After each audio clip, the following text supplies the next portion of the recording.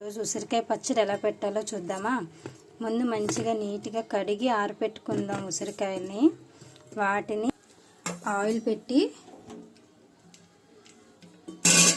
ఆయిల్లో ఒక్కొక్కటి జాయిగా వేసుకుందాం.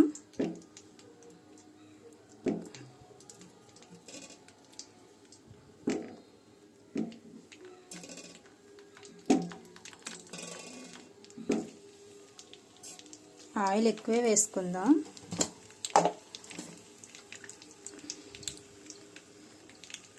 బాగా ములిగేంతవరకు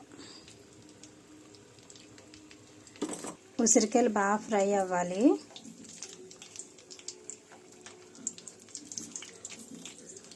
ఈ కార్తీక మాసంలో ఈ ఉసిరికాయలు మనకు బాగా దొరుకుతాయి కదా, సో వాటిని ఈ విధంగా యూజ్ చేసుకోవచ్చు. ఇవి చాలా మంచిది హెల్త్కి కూడా.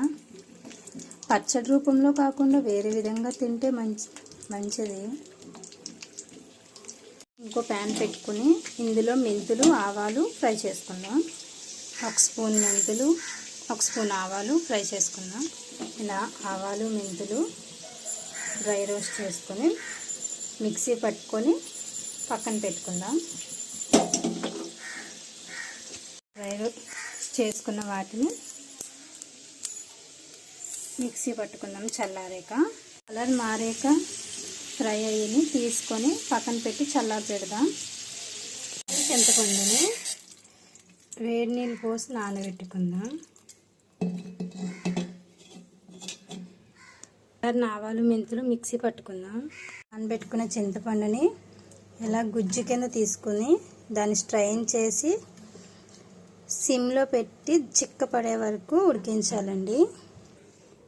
ఇలా టీ స్ట్రైనర్లో వేసి స్ట్రైన్ చేసుకుని ఆ గుజ్జుని సిమ్లో చిక్కగా వచ్చే వరకు ఉడికించుకుందాం.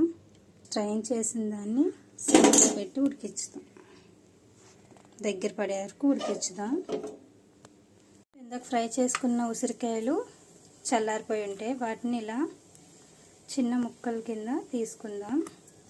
గింజలు సపరేట్ చేసుకుందాం. ఇష్టమైన వాళ్ళు కాయల పలంగా కూడా వేసుకోవచ్చు.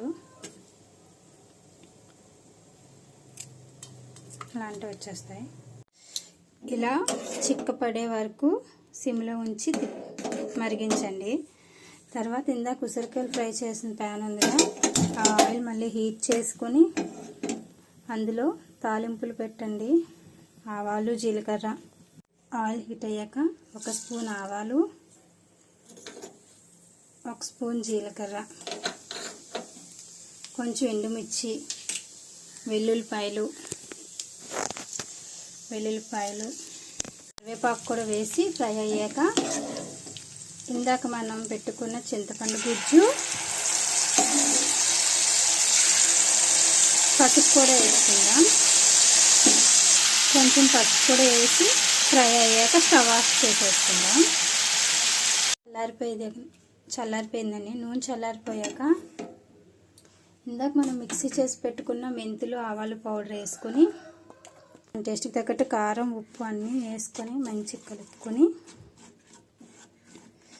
ఇందులో ఇందాక మనం చేసి పెట్టుకున్న ఉసిరికాయ ముక్కలు ఉన్నాయిగా అవి వేసి బాగా మిక్స్ చేసుకోవడమే. బాగా మిక్స్ చేసుకుని ఒక ఎయిర్ టైట్ కంటైనర్లో స్టోర్ చేసుకోండి. టేస్ట్ అయితే చాలా బాగుంటుంది. లైక్ చేసి కామెంట్ చేయండి ఎలా వచ్చిందో.